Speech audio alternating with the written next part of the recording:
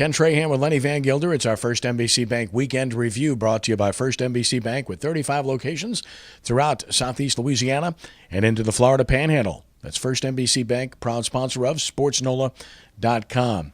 And then there were two, the national championship game set between North Carolina, the number one seed that made it, and Villanova, a 2 seed. Lenny, North Carolina would seem to be the best overall team. I think many people thought that going into the tournament. They're the only team I had in the Final Four that's still there. But Villanova's a red-hot team, and we've seen what happens when they get red-hot in the tournament before. If they can shoot like they shot Saturday, they're going to win this game Monday night. Now, can they shoot like that, and can they keep North Carolina off the boards? That's the big question. But the way they're shooting the basketball, and it's not, they had a great shooting night, obviously, the second best in Final Four history to their perfect game in 1985 against Georgetown.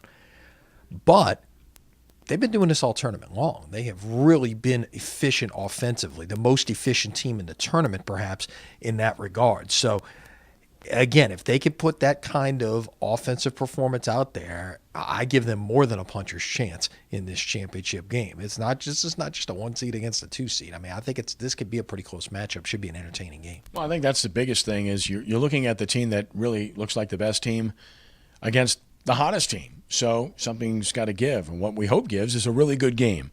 That's what you look for. That's what you hope for in this particular circumstance. The New Orleans Pelicans won a couple of games in a row.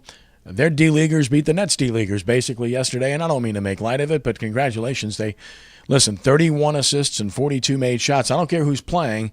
You're sharing the ball. You're doing something right if that's the case. Well, I think what you're seeing right now is a lot of these young guys who are getting their chance feel like they're auditioning for, whether it's the Pelicans, someone else in the league for next year.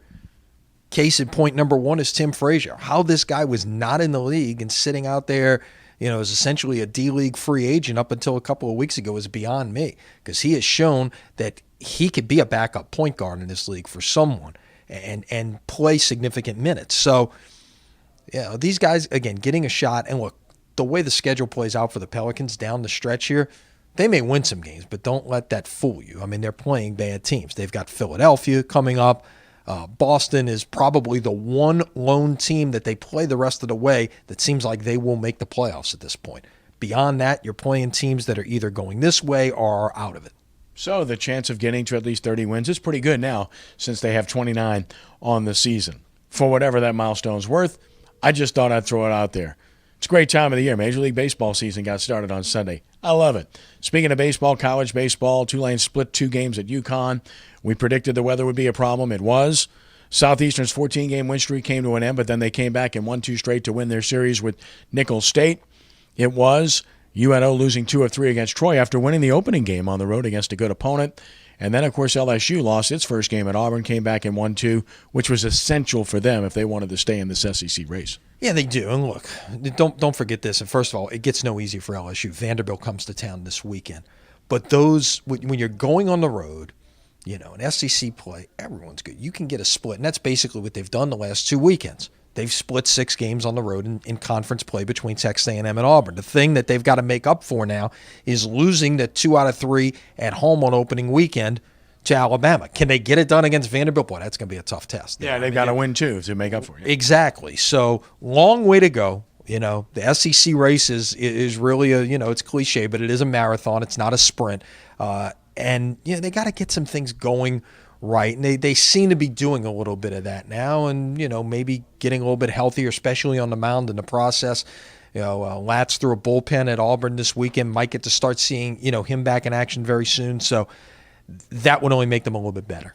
High school baseball, what a week we have at SportsNOLA.com, at WHNO TV 20, and even at WGSO 990 AM. If you like baseball on the high school level, you're going to get pounded this week by these entities. Yeah, you only got 4 games in the next 4 days on SportsNOLA.com. Let's run them down for you. Tuesday night, St. Paul's at Fontainebleau. Thursday, we've got Riverside at St. Charles Catholic. And then a Friday doubleheader for you, back-to-back from historic Kirsch-Rooney Stadium. We've got Brother Martin and Shaw, followed by Jesuit and Archbishop Rummel. So that's a lot there. 3 of those, the last 3 of those games, part of the First NBC Bank Prep Showcase. You'll also see them later on in the week and into early next week on WHNO TV 20. Yeah, and just check the listings for games on WGSO 990 AM. We've got several games there this week as well. And finally, golf.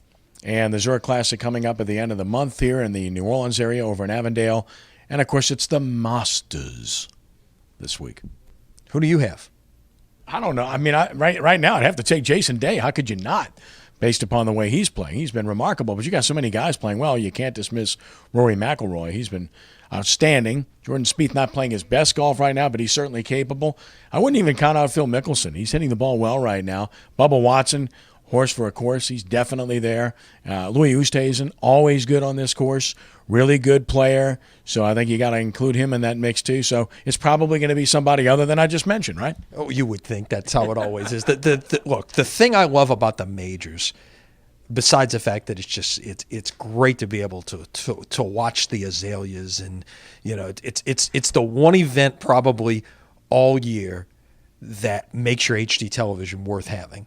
Some things you can take them. This is the sheer beauty of Augusta National is one thing, but the thing I love about the majors is you get some guys in these fields who wouldn't ordinarily be in there, and you get somebody like a Freddie Couples who's going to jump out and shoot 67 on Thursday and be up on the front page of the leaderboard.